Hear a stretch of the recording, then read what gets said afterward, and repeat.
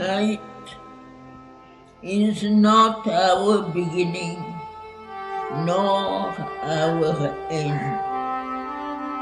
She is the dark mother in whose womb we have hid,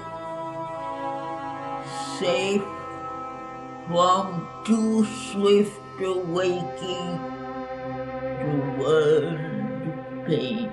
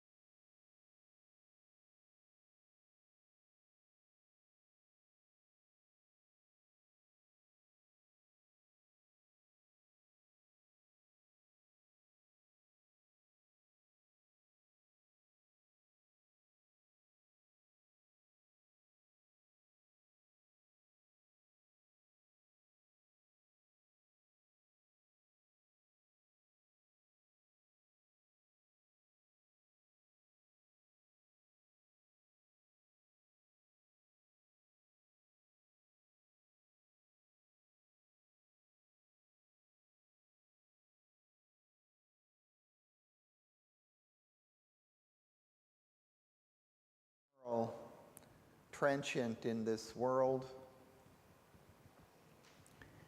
that death takes all.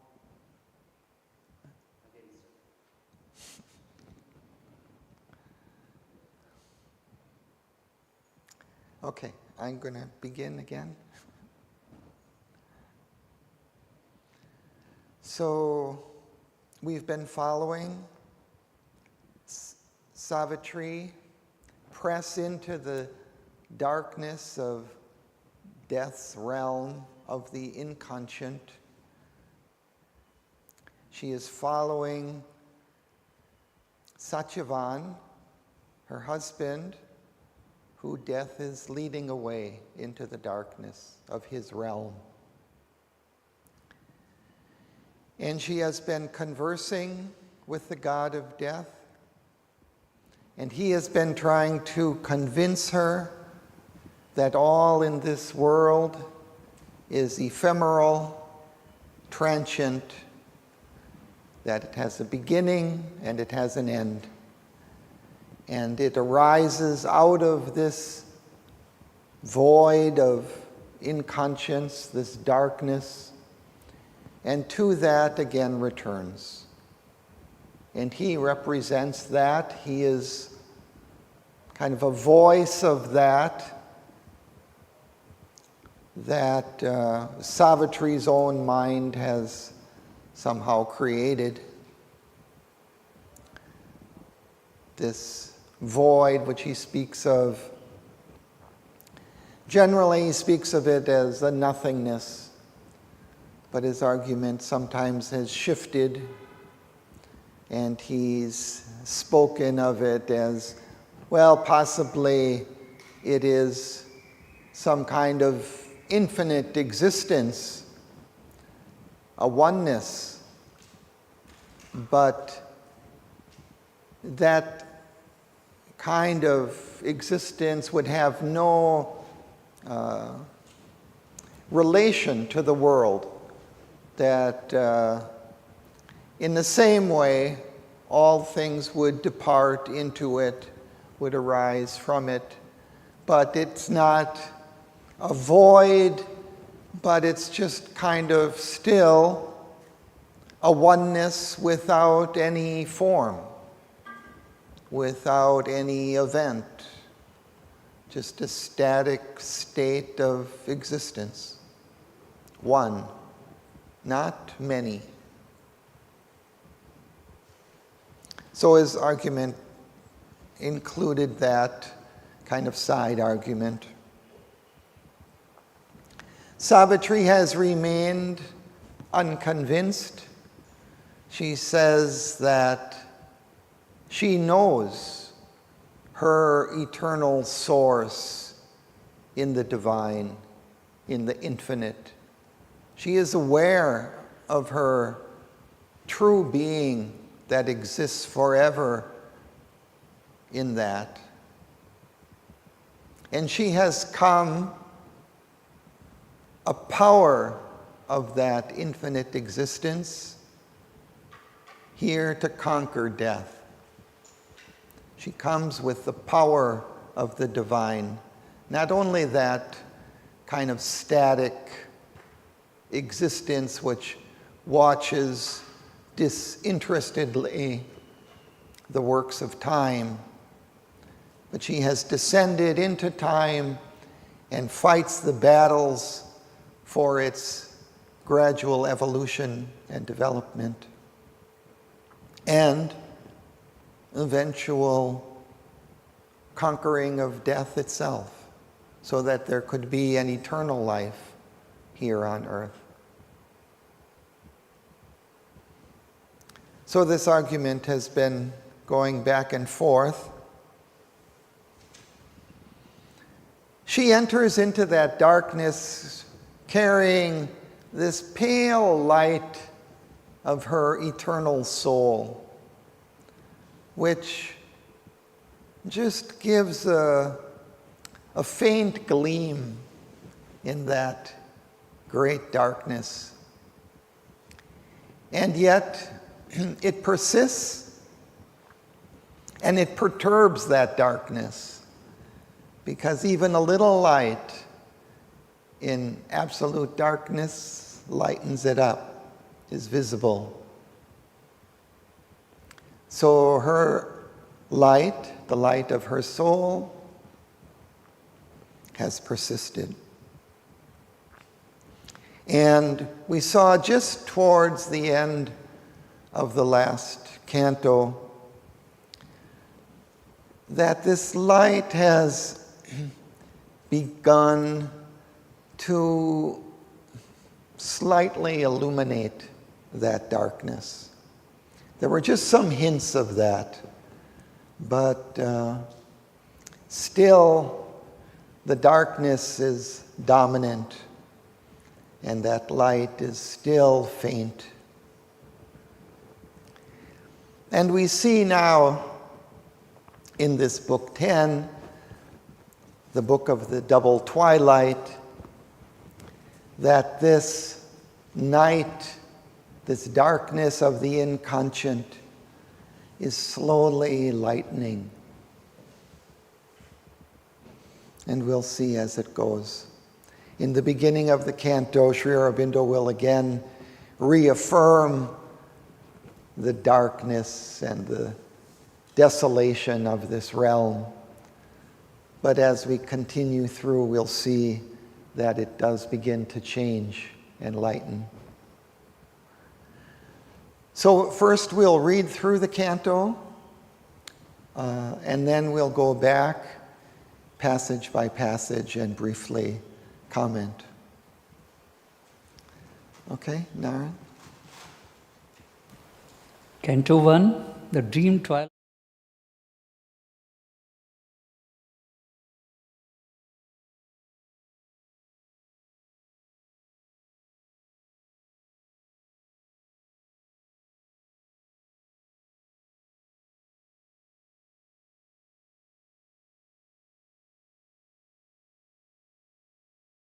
aim or goal.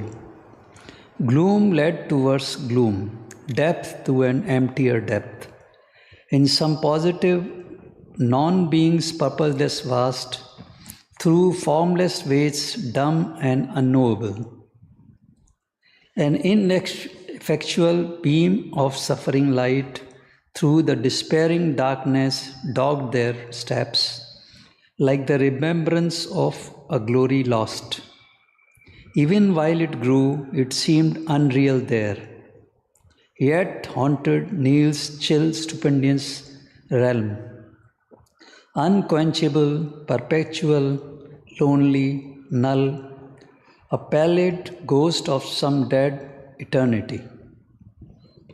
It was as if she meant she must pay now for her debt, now pay her debt, her vain presumption to exist and think, to some brilliant Maya that conceived her soul. This most she must absolve with endless pangs, her deep original sing, the will to be, and the sin last, greatest, the spiritual pride, that, made of dust, equaled itself with heaven. Its scorn of the worm, writhing in the mud, condemned ephemeral, born from nature's dream, refusal of the transient creature's role, the claim to be a living fire of God. The will to be immortal and divine. Thank you. Let's pause. Oh no, we're going to just continue.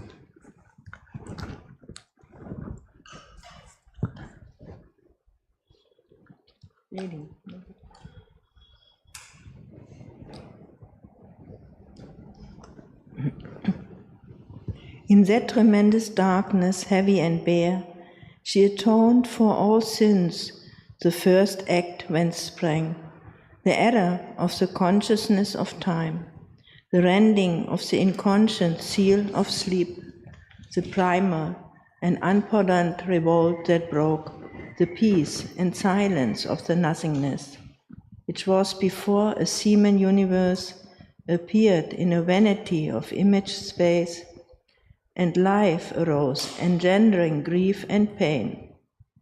A great negation was the real's face, prohibiting the vain process of time.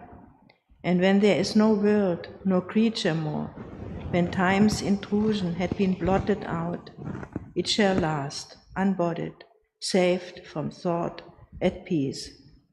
Accursed in what had been her Godhead source, condemned to live forever empty of bliss, her immortality, her chastisement, her spirit guilty of being wandered, doomed, moving forever through eternal night. Thank you.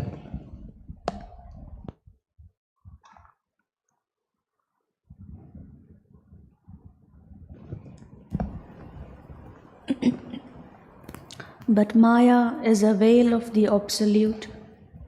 A truth occult has made this mighty world. The Eternal's wisdom and self-knowledge act in ignorant mind and in the body's steps. The inconscient is the superconscient's sleep. An unintelligible intelligence invents creation's paradox profound. Spiritual thought is crammed in matter's forms. Unseen, it throws out a dumb energy and works a miracle by a machine. All here is a mystery of contraries, darkness a magic of self-hidden light, suffering some secret rapture's tragic mask, and death an instrument of perpetual life. Although death walks beside us on life's road, a dim bystander at the body's start, and a last judgment on man's futile works, other is the riddle of its ambiguous face. Death is a stair, a door, a stumbling stride, the soul must take to cross from birth to birth, a grey defeat, pregnant with victory, a whip to lash us towards our deathless state. Thank you.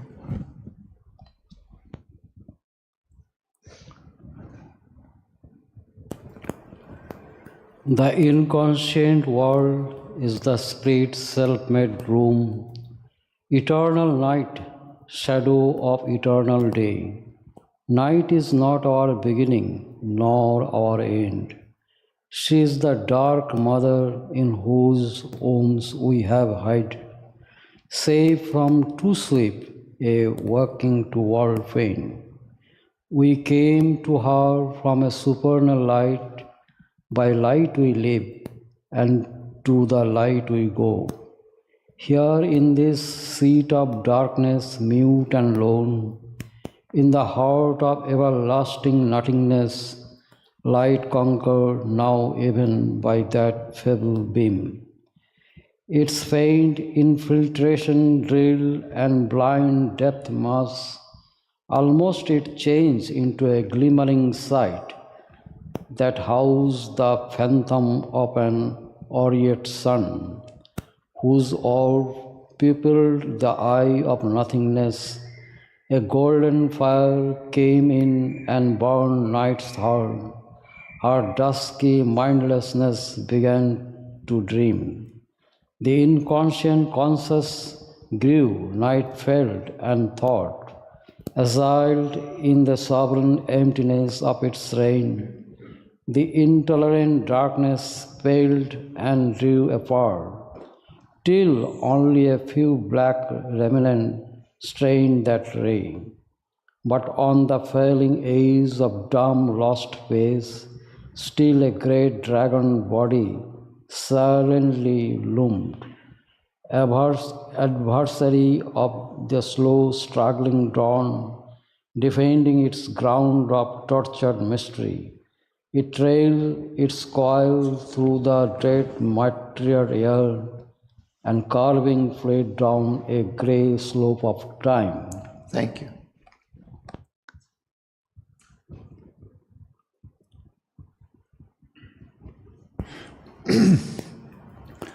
There's a morning twilight of the gods. Miraculous from sleep, their forms arise, and God's long nights are justified by dawn. There breaks a passion and splendor of new birth, where hue-winged visions stray across the lids. Heaven's chanting heralds waken dim-eyed space. The dreaming deities look beyond the scene and fashion in their thought the ideal worlds sprung from a limitless moment of desire that once had lodged in some abysmal heart. Past was the heaviness of the eyeless dark, and all the sorrow of the night was dead. Surprised by a blind joy with groping hands, like one who wakes to find his dream were true, into a happy misty twilight world where all ran after light and joy and love. She slipped. There far-off raptures drew more close, and deep anticipations of delight, forever eager to be grasped and held, were never grasped, yet breathed strange ecstasy. A pearl-winged indistinctness, fleeting swarm, an air that dared not suffer in too much light. Thank you. Vague fields were there, vague pastures gleamed, vague trees, vague scenes dim-hearted in a drifting haze, vague cattle white roam, glimmering through the mist, vague spirits wandered with a bodiless cry, vague melodies touched the soul and fled pursued, into harmonious distances unceased. Forms subtly elusive and half luminous powers, wishing no goal for their unearthly course, strayed happily through vague ideal lands, or floated without footing or their walk. Left steps of reverie on sweet memories crowned, or they paced to the mighty measure of their thoughts, led by a low, far chanting of the gods. A ripple of gleaming wings crossed the far sky. Birds like pain bassoon imaginations flew with low disturbing voices of desire, and half-heard longings drew the listening ear, as if the sun god's brilliant kind were there, hidden in mist and passing toward the sun.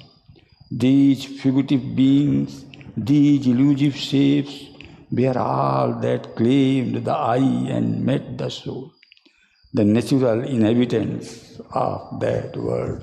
Thank you.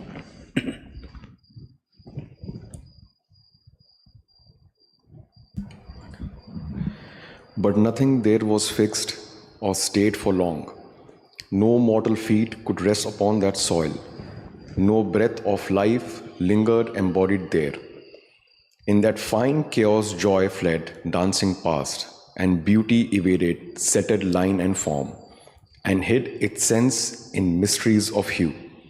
Yet gladness ever repeated the same notes, and gave the sense of an enduring world.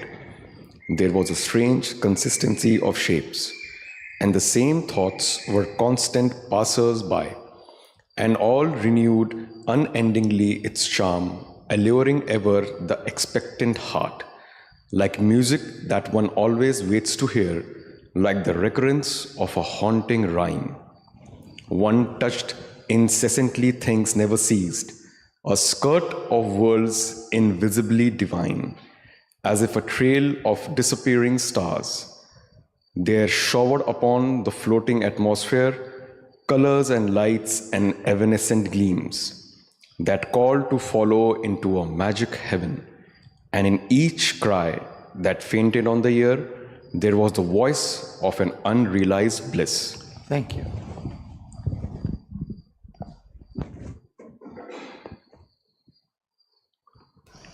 An adoration reigned in the yearning heart, a spirit of purity and elusive presence, of fairy beauty and ungrasped delight, whose momentary and escaping thrill, however unsustainable to our lash, and brief even in imperishableness, much sweeter seemed than an rapture known.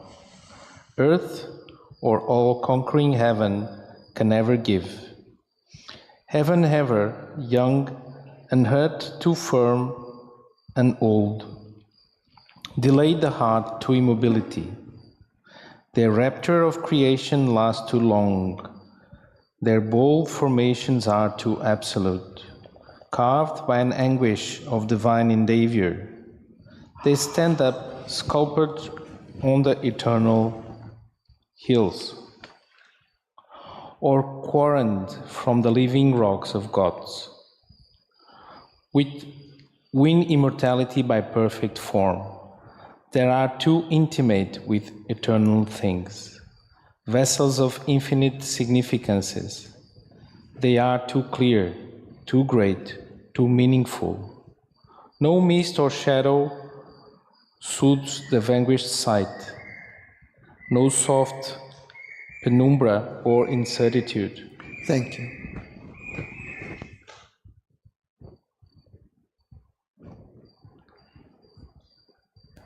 These only touched a golden hem of bliss, the gleaming shoulder of some godlike hope, the flying feet of exquisite desires, on a slow trembling brink between night and day. They shone like visitants from the morning star, satisfied, beginnings of perfection. First, tremulous imaginings of a heavenly world. They mingle in a passion of pursuit, thrilled with a spray of joy too slight to tire. All in this world was shadowed forth, not limned, like faces leaping on a fan of fire, or shapes of wonder in a tinted blur, like fugitive landscapes painting silver mists. Here, vision fled back from the sight alarmed, and sound sought refuge from the ear's surprise, and all experience was a hasty joy. The joys were here snatched were half forbidden things, timorous soul bridles, delicately weaved, as when a goddess' bosom dimly moves, to first desire and her white soul transfigured. A glimmering Eden crossed by fairy gleams, trembles to expectation's fiery wand. But nothing is familiar yet with bliss. Thank you. Come back. Do you want to read? Suresh, you want to read? All things in this fair realm were heavenly strange.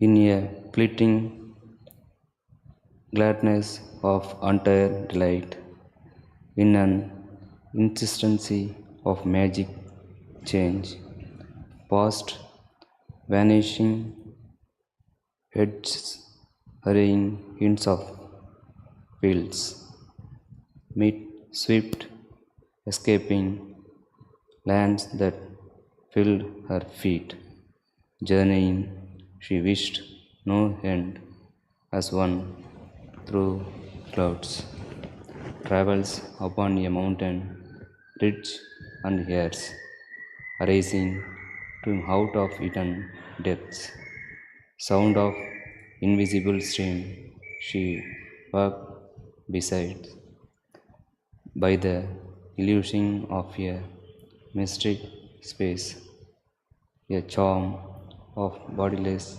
touches felt and heard, a sweetness as of voice high and dim, calling like travelers upon seeking winds, melodiously with an alluring cry, as if a music old yet ever new, moving, suggesting on her heart string dwelt thoughts that no habitant found yet clung with passionate repetition to her mind, desire that hurt not happy only to live, always the same and always unfulfilled, sang in the breast like a celestial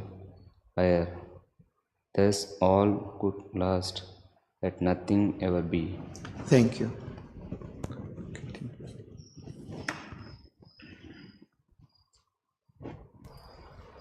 In this beauty as of mind made visible, dressed in its rays of wonder, Satyavan before her seemed the center of its charm, head of her loveliness of longing dreams, and captain of the fancies of her soul. Even the dreadful majesty of death's face and its somber sadness could not darken nor slay the intangible luster of those fleeting skies. The somber shadow, sullen, implacable, made beauty and laughter more imperative. Enhanced by its grey, joy grew more bright and dear. His dark contrast, edging ideal sight, deepened unuttered meanings to the heart. Pain grew a trembling undertone of bliss, and transience immortality's floating hem, moment's robe in which she looked more fair, its antithesis sharpening her divinity. A comrade of the ray and mist and flame, By a moon-bright face, a brilliant moment drawn.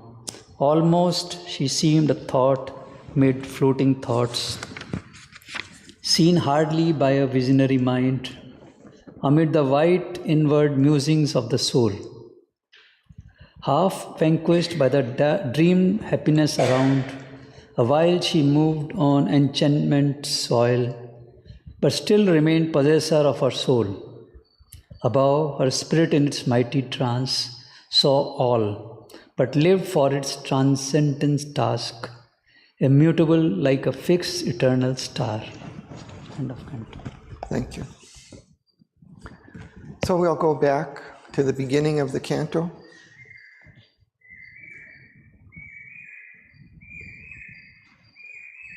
Margaret? Yeah. The dream twilight of the ideal. All still was darkness, dread and desolate. There was no change, nor any hope of change. In this black dream, which was a house of void, a walk to nowhere in a land of naught, ever there drifted without aim or goal. Gloom led to worse gloom, depth to an empire depths, in some positive non-being's purposeless vast, through formless wastes dumb and unknowable. An ineffectual beam of suffering light through the despairing darkness dogged their steps like the remembrance of a glory lost. Even while it grew, it seemed unreal there, yet haunted near chill, stupendous realm, unquenchable, perpetual, lonely null, a pallid ghost of some dead eternity. It was as if she must pay now her debt, her vain presumption to exist and think, to some brilliant Maya that conceived her soul.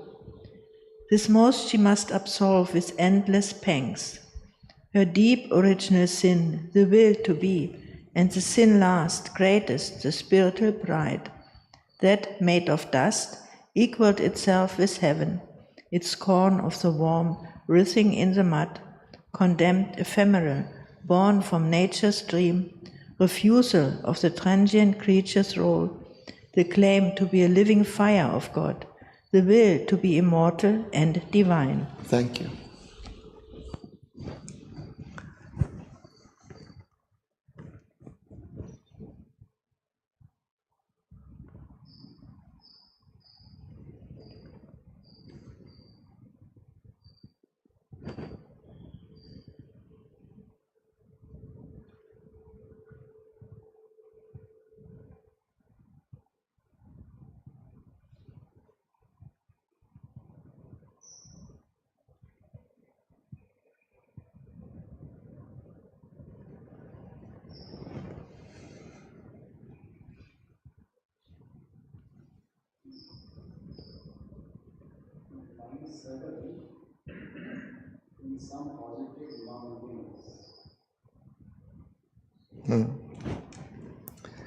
Yeah. It says, in some positive non-beings, purposeless vast. Yeah, I was thinking that it's not a complete void. She's kind of walking in this dark realm from which all things have arisen. But she's still walking through some kind of place. And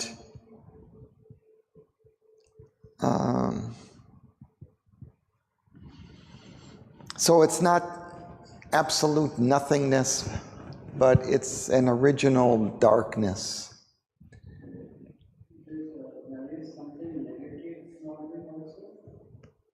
Well, it's very dark. He's even calling it, a non-being. It's kind of it denies existence, it denies being, but yet that being, that existence is there and persists. It doesn't like it, it doesn't want it. It says it's all an illusion.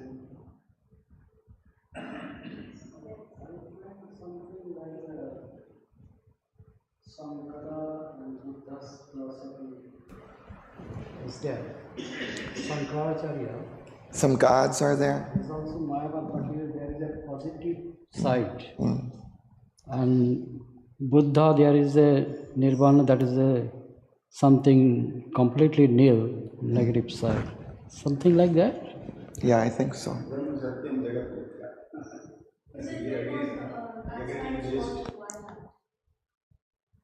So, why don't you translate what you just said? There is a philosophy in the Sankara. What he tells is Brahman, divine is the only truth. This word is Maya, illusion. Yeah.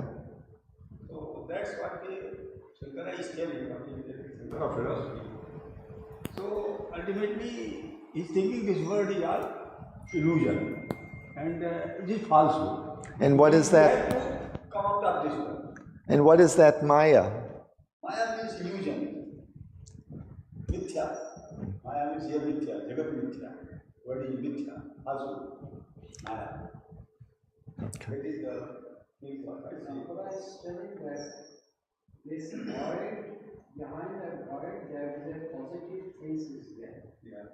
And Buddha is saying, in that void, nothing is there. Zero completely.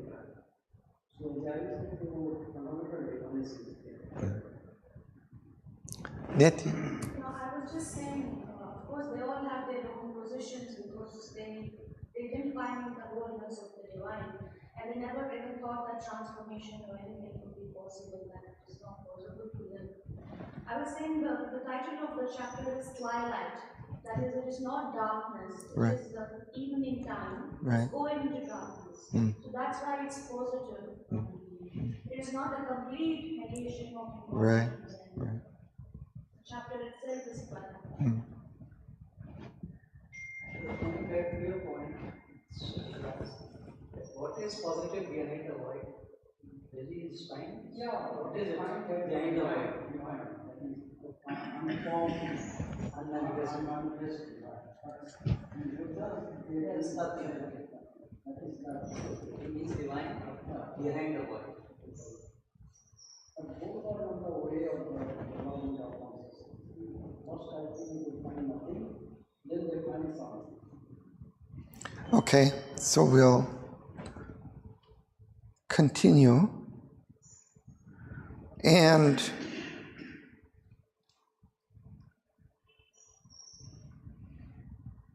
again,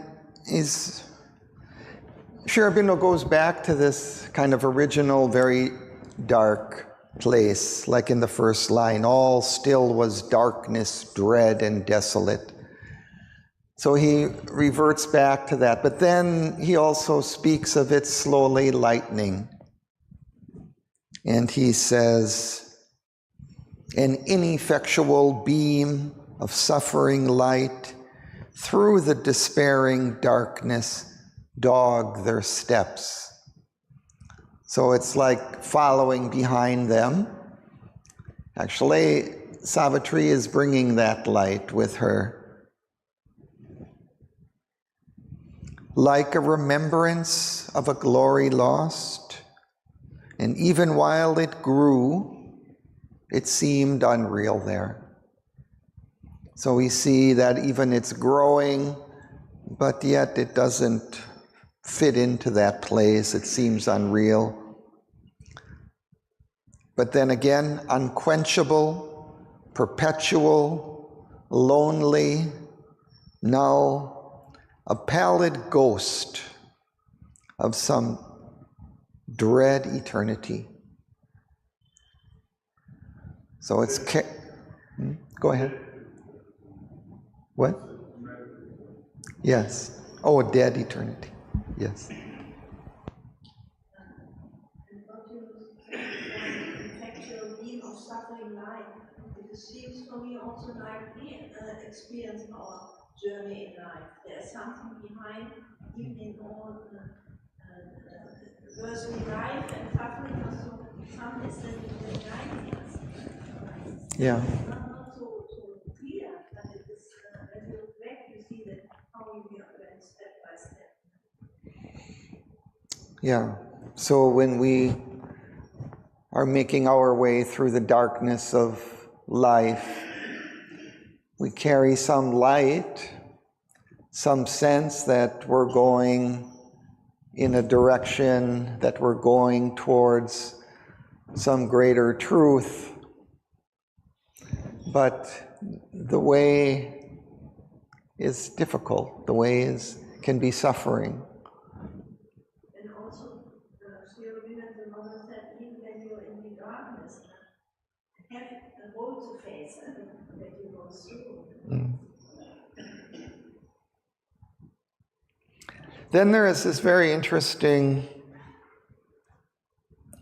sentence, or a couple of sentences.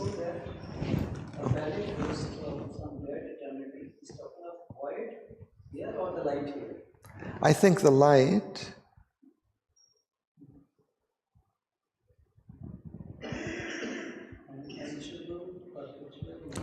He speaks of it as kind of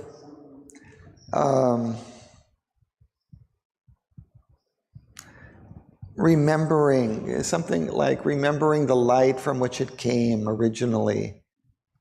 And so it's kind of a ghost of that greater light. And the connection with that full light of the divine is not there. That connection is broken, or maybe not completely broken, but it's kind of a flickering light. You know?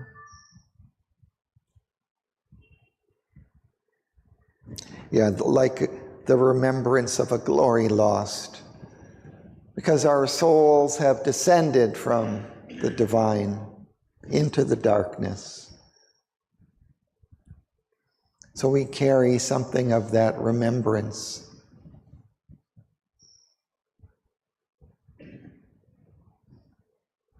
And then it was as if she must pay now her debt, her vain presumption to exist and think, to some brilliant Maya that conceived her soul. And then, and this is the more interesting, this most she must absolve with endless pangs, pangs of pain. Yes. Her deep original sin, the will to be, and the sin last, greatest, the spiritual pride that, made of dust, equaled itself with heaven, its scorn of the worm writhing in the mud. She's not accepting that she is just a writhing worm in the mud. She has scorn for that perception. Condemned, ephemeral, born from nature's dream. This is what death has been trying to convince her that she is. Refusal of the transient creature's role. She's refusing all of that. And she claims to be a living fire of God, the will to be immortal and divine.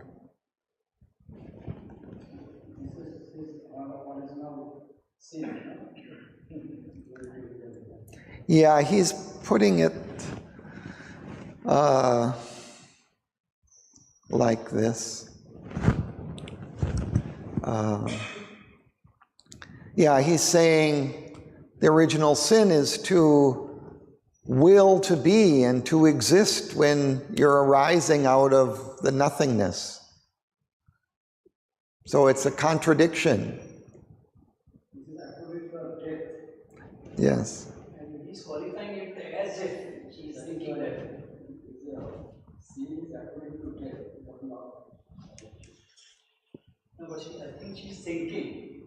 She's thinking she did it, so maybe she is being punished for this. But this interesting line, a debt to the Maya. Before that, he says she has to pay a debt. And then third line she has to prevent Maya. She has to pay the debt to Maya. Yeah. So he's bringing that again, that particular view, that all this is an illusion, that it's a Maya, that it's ephemeral, that it doesn't last. It's just a flickering in the nothingness. And she has to pay the debt of suffering because she's trying to persist in that nothingness. And persisting in this emptiness is painful. And it's kind of a pain I think we all share.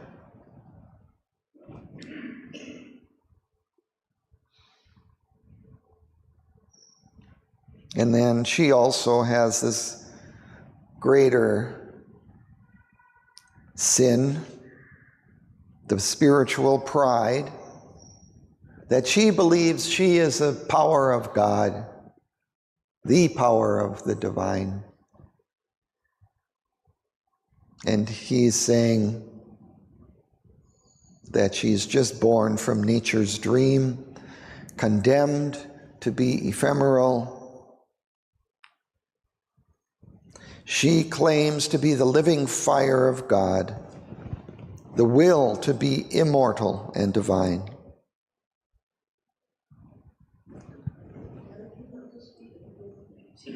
This most you must absorb is endless pains. What has come to these endless pains? Yeah, endless pain. Now, there was...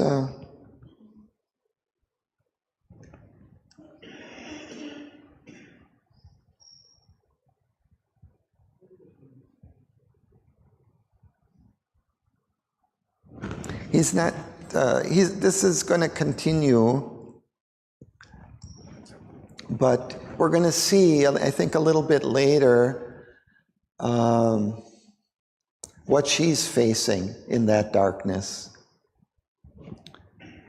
And the threat, at least, of this endless pain of living consciously in that emptiness and void and darkness.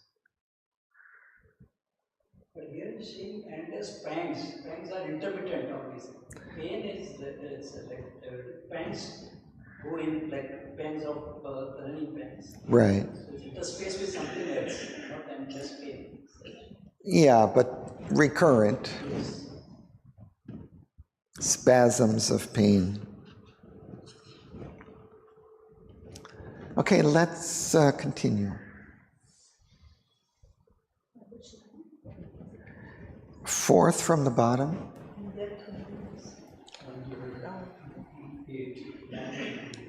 In that tremendous darkness, heavy and bare, she atoned for all since the first act whence sprang the error of the consciousness of time, the rending of the inconscient seal of sleep, the primal and unpardoned revolt that broke the peace and silence of the nothingness, which was before a seeming universe, appeared in a vanity of imagined space, and life arose, engendering grief and pain. A great negation was the real's face, prohibiting the vain process of time. And when there is no world, no creature more, when time's intrusion has been blotted out, it shall last unbodied, saved from thought, at peace. Accursed in what had been her Godhead's source, condemned to live forever empty of bliss, her immortality her chastisement, her spirit guilty of being wandered, doomed, moving forever through eternal night. Thank you. Let's pause.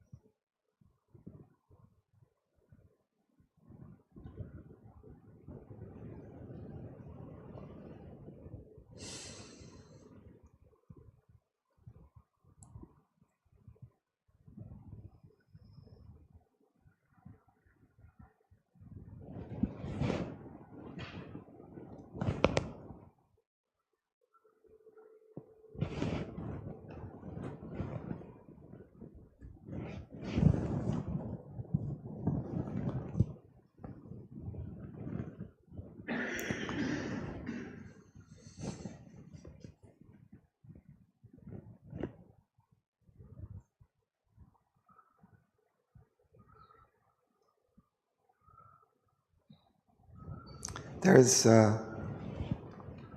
another line, I think,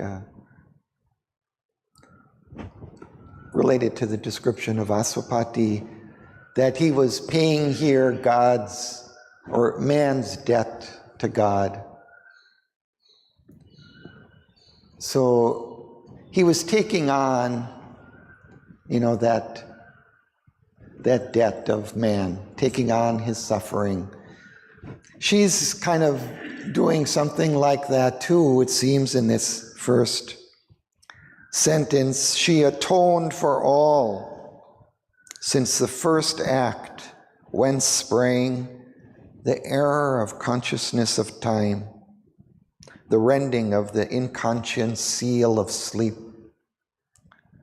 So she's also kind of paying the debt and atonement. We give atonement for our sins.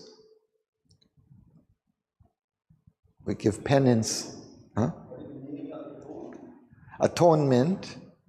Yeah, it's something like, I think it's used mostly in the religious context, this Christian religious context of atoning for our sins. So we have to do kind of... You have to pay for your sins. You have to pay for your sin, yeah. Karma. You do bad, something bad, and you have to pay. Yeah.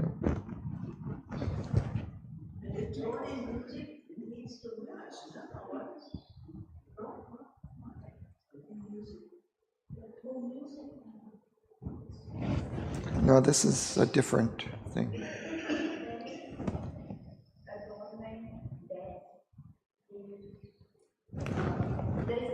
The terms atonement, debt, guilt, almost as if, why are you trying? That's the sense I get. Yeah, it's a little bit like that, original sin that she's atoning for. Like Christ, too, in the Christian tradition, died on the cross for our sins, right? So he takes on that burden of our ignorance and our evil and darkness as we move through that darkness, move through the world.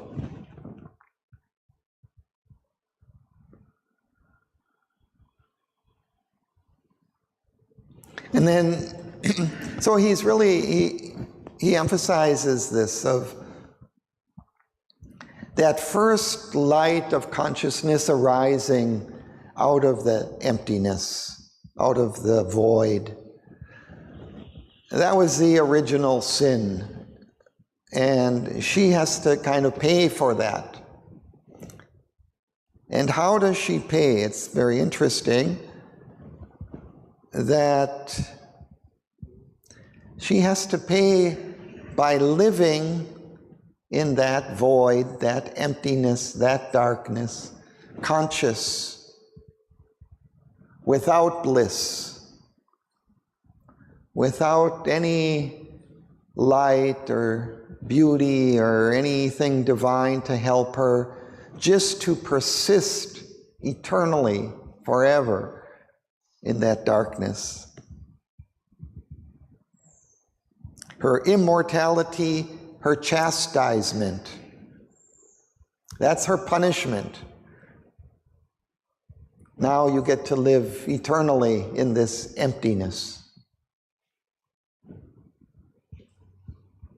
Her spirit, guilty of being wandered, doomed, moving forever through eternal night.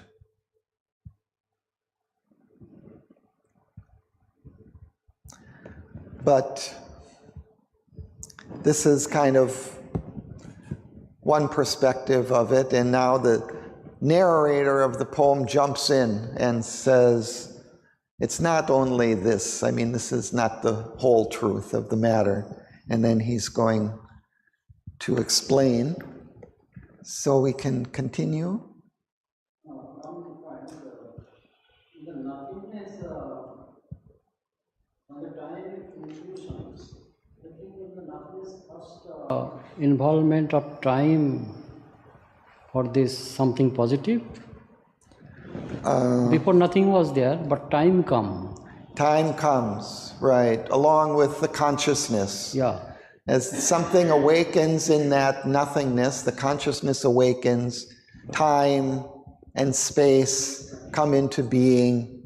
So even he's speaking, at that very origin of things, before the universe, before a seeming universe, there was this kind of will to be in that void. Something wished to exist, to be. And that was the kind of first sin. The sequence is light, then time, or from nothingness? First light, then time, or first time, then time? I don't know. Say light first, nothing was there, then something was, that is the light was first, then time. What is the vanity of image space? What is the vanity of imagined space? Yeah, I mean, it's that view of Maya, right? That it's just an imagination, it's just an illusion, it's not real. And it has no denouement, it's not going anywhere, there's no culmination, it's just kind of a sequence of meaningless flashes of something, of light or consciousness. As you said before, then this is the first thing which the consciousness could force. Yeah, it's that first arising of consciousness in the evolutionary ascent out of the inconscient.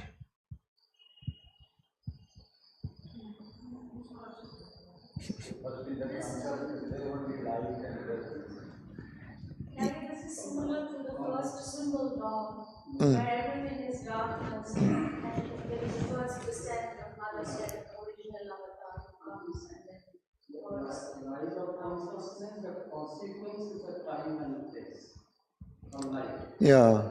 It is the consciousness developing, that result we get as a time, light, and space, whatever you can call it. Yeah, but he's not going to analyze all of this here. We can look in the Upanishads maybe and find. Okay. But Maya is a veil of the Absolute. A truth occult has made this mighty world, the eternal wisdom and self-knowledge act. In ignorant mind and in the body's steps, the inconscient in the superconscient sleep, an unintelligible intelligence invents creation paradox profound. Spiritual thought is crammed in matter's forms. Unseen, it throws out a dump energy and works a miracle by a machine. All here is a mystery of contraries, darkness, a magic of self-hidden light.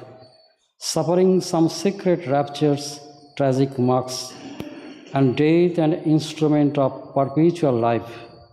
Although death walks beside us on life's road, a dim bystander at the body strut, and a last judgment on man's futile work, other is the riddle of its ambiguous face.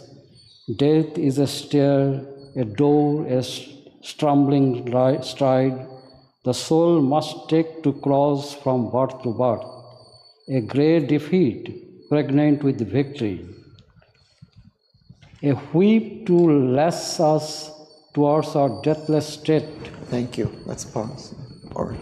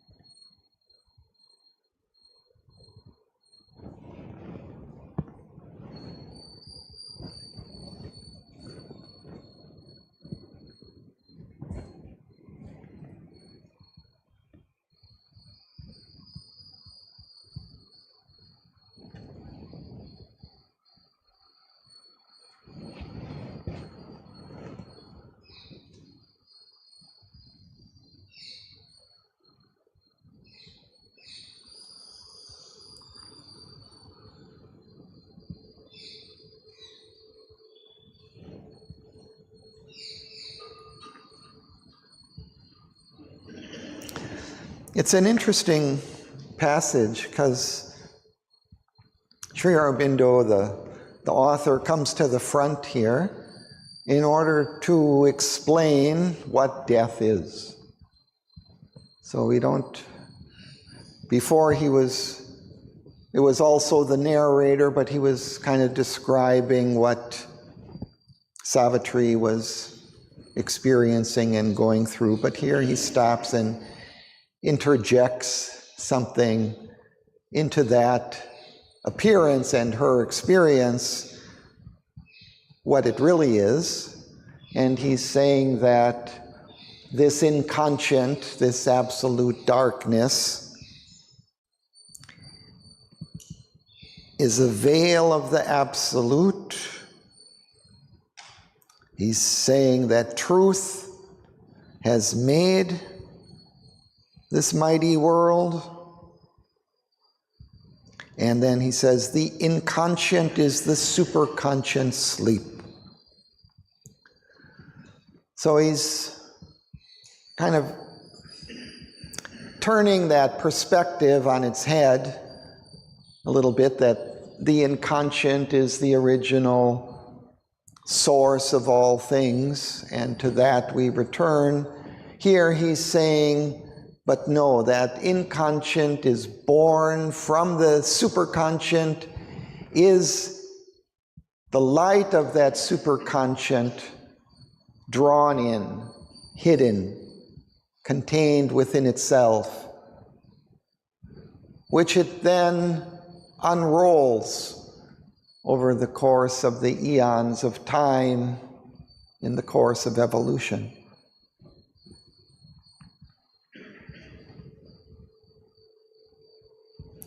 So he talks of it as a kind of a paradox, an unintelligible intelligence. So again, he's saying there is an intelligence behind all of this, both this source and this course of evolution. There's an intelligence. It's not just a kind of a random accident, but it's a working out of something that was meant to be, but it's unintelligible to us. It's a mystery for us. We can't really fathom. It's not a logical intelligence. We can't pin it down because it can be nothing and all at the same time, and the nothingness can contain the all, and the all can contain the nothingness, and all these things, so it's paradoxical. It's difficult to understand with our rational mind. But that's what he is saying is the reality of things. Spiritual thought is crammed in matter's forms. Unseen, it throws out a dumb energy and works a miracle by a machine.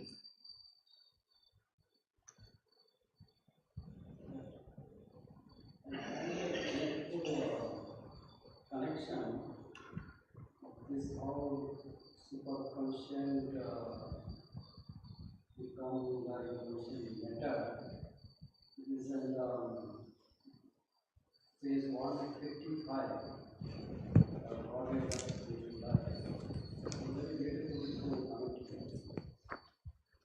You want to read? 155, I think we'll start from line 40. Still, consciousness was hidden in nature womb, unfold, was the dreams whose rapture dreamed the world. Being was an inert substance driven by force.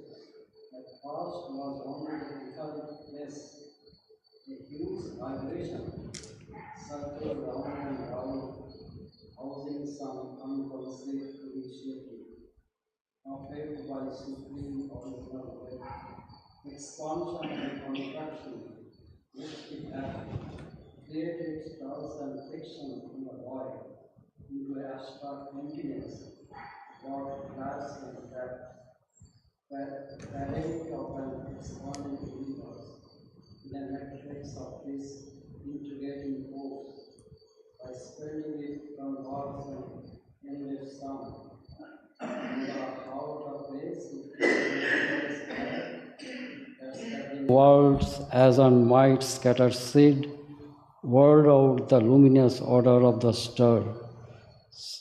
An ocean of electric energy formlessly from its strange wave particle, constructing by the dance this solid scheme, its mightiness in the atom shut to rest. So this is something very beautiful connect here.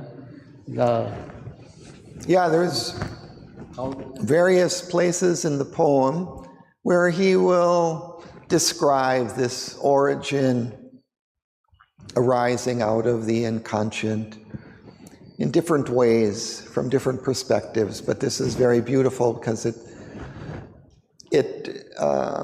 kind of echoes in some way the scientific views.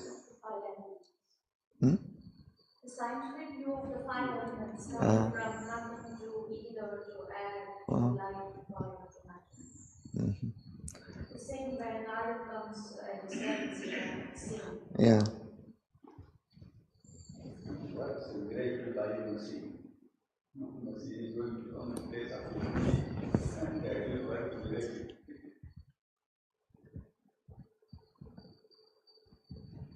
Mission is the universe, basically, inert universe.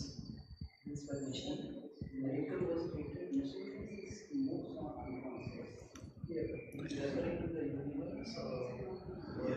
I just would like to highlight these last lines because here Sri Aurobindo brings kind of the experience of death kind of closer to us, how we have to deal with it. He says, a dim bystander at the body's start and a last judgment on man's futile works. Other is the riddle of its ambiguous face. Death is a stair, a door, a stumbling stride the soul must take to cross from birth to birth. A gray defeat pregnant with victory, a whip to lash us towards our deathless state. So we can perceive it as just a passageway in our growing evolution from one life to the next. We have to pass through that experience of death. And it may seem like a failure because all our works, whatever we've done in our life, I mean, for us, it ends. But it's a defeat pregnant with victory because we will arise again in a new birth and carry on those accomplishments that we have made. And eventually we'll carry them to some victory. And then this last, a whip to lash us towards our deathless state. That looming finality of our death that we face throughout our life, it pushes us, it whips us to accomplish something, not just to kind of fall asleep in our life, to make progress, to do some good in the world. And to have for the transformation because we're coming out of this dust. Yeah, and it's pushing us ahead in that slow evolution towards our deathless state. And yeah, right there he's describing in a way that goal of the evolution and all of this ordeal.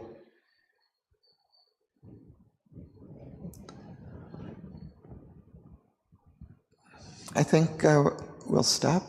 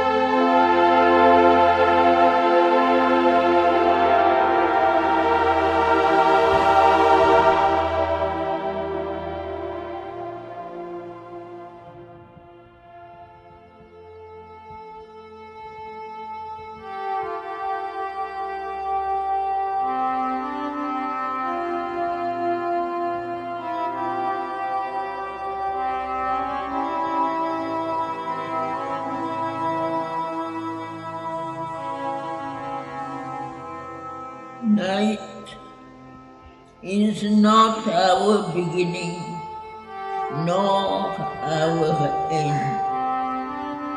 She is the dark mother in whose room we have hid, safe from too swift awaking to world pain.